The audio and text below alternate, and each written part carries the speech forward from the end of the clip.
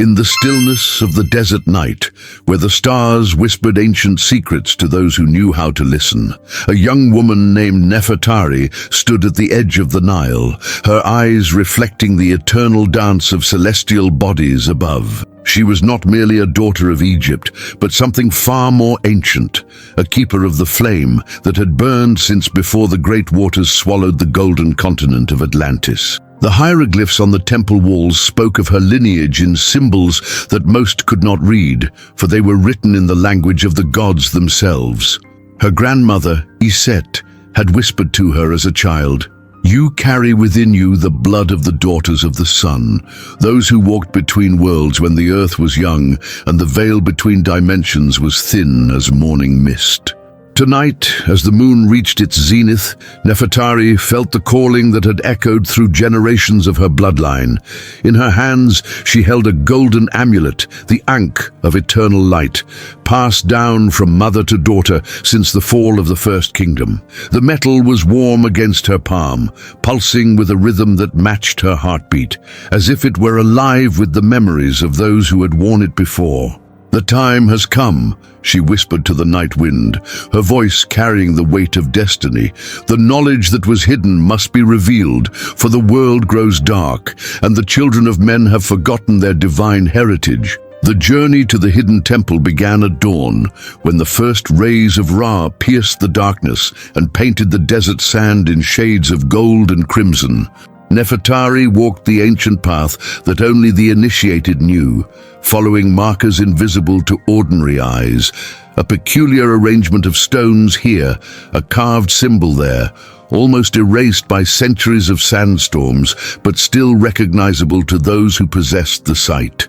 As she traveled deeper into the wasteland, memories that were not her own began to surface. She saw herself standing in a great crystal city, its spires reaching toward the sky like fingers of light. She witnessed the final days of Atlantis, when the high priestesses of the solar mysteries gathered in the temple of the eternal flame, knowing that their time was ending. "We must preserve the knowledge," said a voice from the vision, belonging to a woman whose face was radiant with inner light. "The sacred lineage must continue, for humanity will need guidance when the wheel of ages turns again." Nefertari understood then that she was not just walking through the desert, but through time itself, following the footsteps of her ancestors who had fled the great catastrophe, carrying within them the seeds of wisdom that would one day bloom again in the temples of Egypt. The hidden sanctuary revealed itself as the sun reached its peak, manifesting from what had seemed like empty dunes, as if called forth by her presence. The entrance was guarded by two massive statues of lionesses, their eyes set with crystals that caught and held the light in ways that defied natural law. Between them stood a door of polished obsidian, covered in hieroglyphs that seemed to shift and change as she approached. "I am the daughter of the sun," Nefertari spoke the ancient words of recognition, "born of the line that remembers, keeper of the flame that never dies. I seek the wisdom that was hidden when the waters rose and the first world ended." The door responded to her voice, sliding open with a sound like distant thunder, revealing a corridor that descended into the heart of the earth. As she walked deeper, the walls began to glow with a soft golden light that seemed to emanate from the stone itself. The air grew thick with power, and she could feel the presence of those who had walked this path before her. The chamber at the end of the corridor was vast beyond imagination, its ceiling lost in shadows that seemed to move with a life of their own.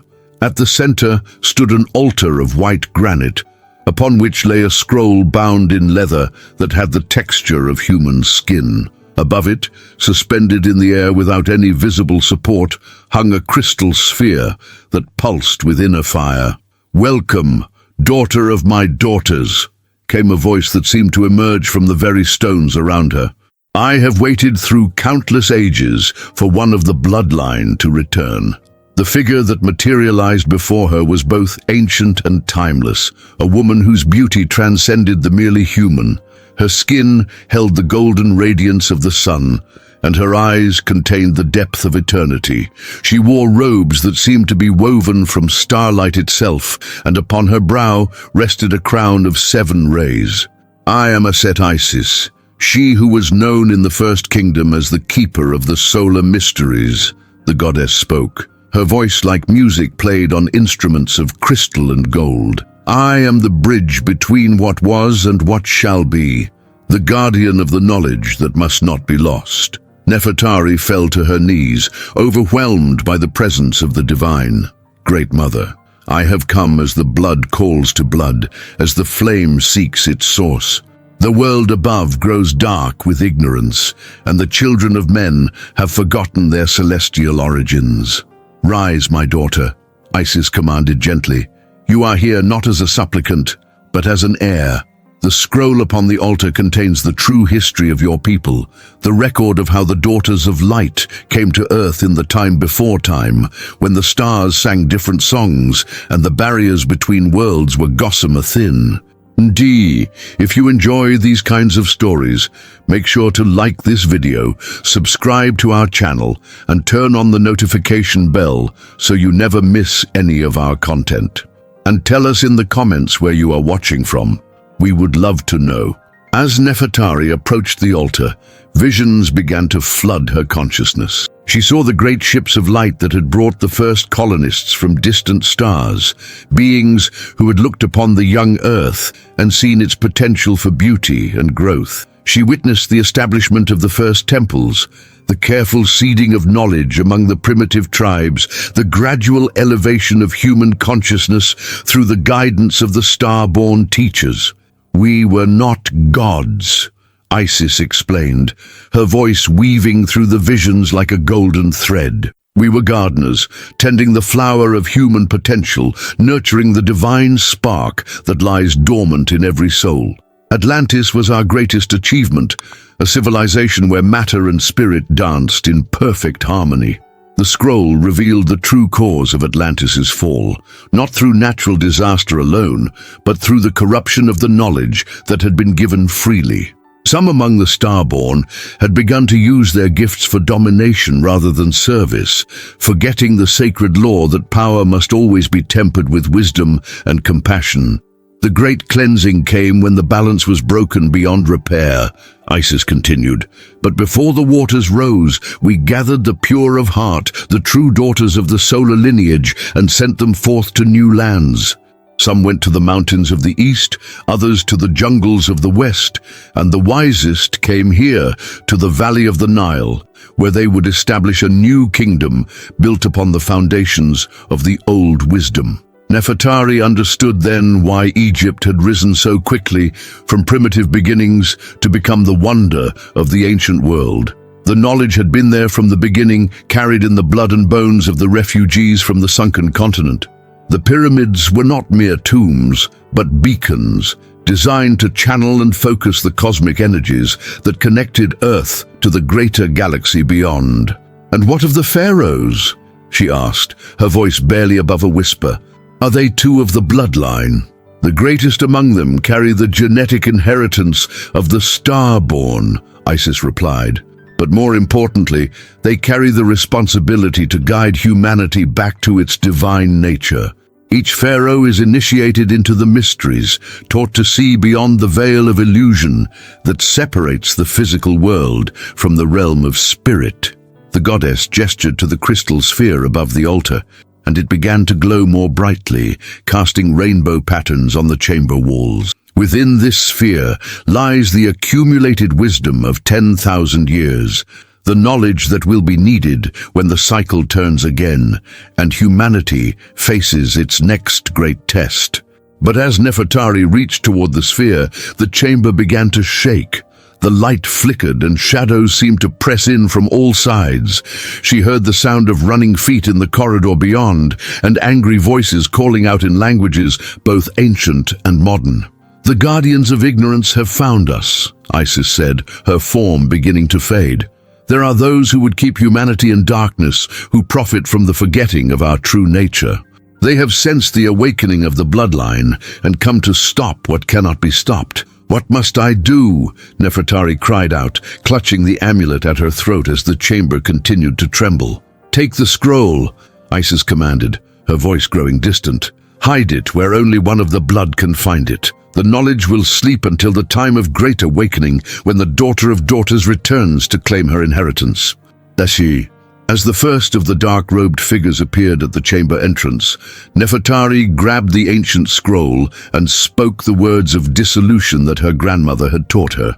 The chamber began to collapse, but not before she saw Isis smile and nod, her form dissolving into points of light that scattered like stars, returning to their home in the night sky. The escape through the tunnels beneath the temple was a nightmare of falling stone and pursuing shadows. Nefertari ran through passages that seemed to shift and change around her, guided by an inner compass that pointed always toward the light.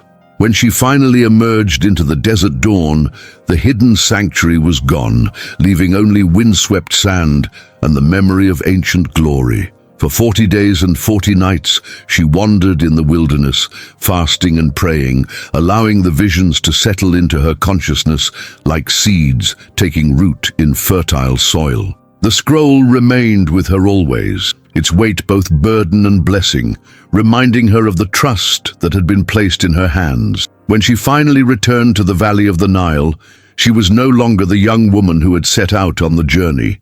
Her eyes held depths that spoke of mysteries beyond human comprehension, and her presence carried a quality of light that made others pause and wonder at what they sensed but could not name. She established herself as a priestess in the temple of Isis, but her true work was done in secret, in the hours before dawn when the world slept, and the veil between dimensions grew thin. She taught the ancient ways to those who were ready, passing on the oral traditions that complemented the written knowledge hidden in the scroll. "Remember," she would tell her students, "we are not separate from the stars, but children of the cosmos, temporary visitors in these bodies of flesh. The blood of the gods flows in our veins, and the wisdom of the ages sleeps in our hearts, waiting for the moment of awakening." Years passed, and Nefertari grew old in the service of the mysteries. She trained a successor, a young woman named Ankhesenamun, who carried the same spark of recognition in her eyes. On the night of the full moon, in the deepest chamber of the temple, she passed on the scroll and the sacred trust. "The wheel turns," she whispered to her successor, "and the time of great forgetting approaches. But beyond the darkness lies another dawn, when the children of earth will remember their celestial heritage and take their place among the stars." The scroll disappeared into the hidden archives of the temple, waiting for the prophesied time when the bloodline would awaken again. Some say it lies still beneath the sands of Egypt, guarded by spirits of the ancient ones. Others believe it travels through time itself, appearing when humanity's need is greatest, carried by those who remember the connection between earth and sky. In the end, Nefertari's greatest victory was not in preserving the knowledge, but in ensuring that the flame of remembrance would never be completely extinguished. Even in the darkest ages that followed, there were always those who looked up at the stars and felt the stirring of ancient memories, the whisper of voices calling from across the void of space and time. The legacy of Atlantis lived on, not in monuments of stone, but in the living hearts of those who carried the solar bloodline. And somewhere, in the turning of the cosmic wheel, the daughter of the sun waits to be reborn, ready to guide humanity home to its true nature as children of the infinite light. And if you like this story, you will definitely love the next one that's appearing on your screen. Don't forget to subscribe to our channel, leave your like, and activate the notifications. See you in the next one.